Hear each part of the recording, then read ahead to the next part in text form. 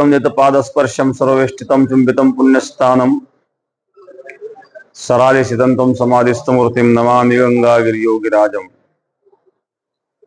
विश्व हिंदू परिषदेच्या 61व्या वर्धापन दिनानिमित्त सर्वांना हार्दिक शुभेच्छा।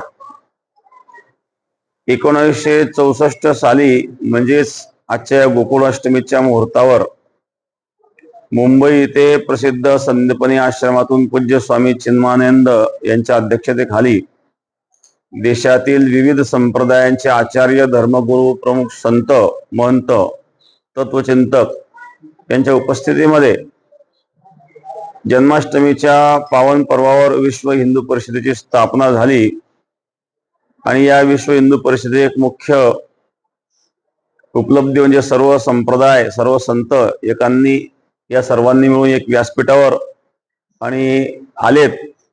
या सर्व संतांना एका व्यासपीठावर आणण्याचे प्रयत्न आणि त्या प्रयत्नात यश विश्व हिंदू परिषदेला आलं।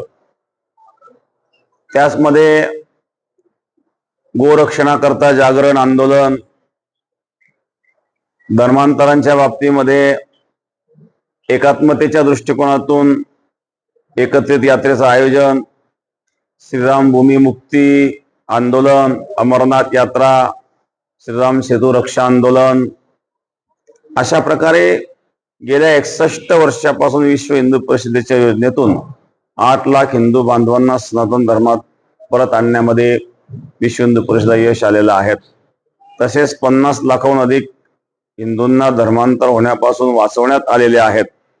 अशा प्रकारे या विश्व हिंदू परिषदेचं एक सेवा कार्य मोठं चालू आहे।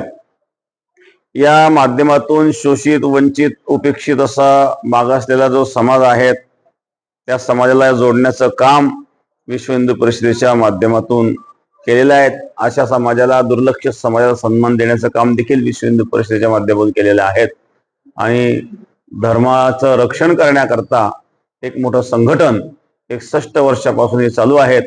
या विश्व हिंदू परिषदेच्या या 61व्या वर्धापन दिनाच्या निमित्ताने आपल्याला हार्दिक शुभेच्छा। धन्यवाद, धन्यवाद, धन्यवाद।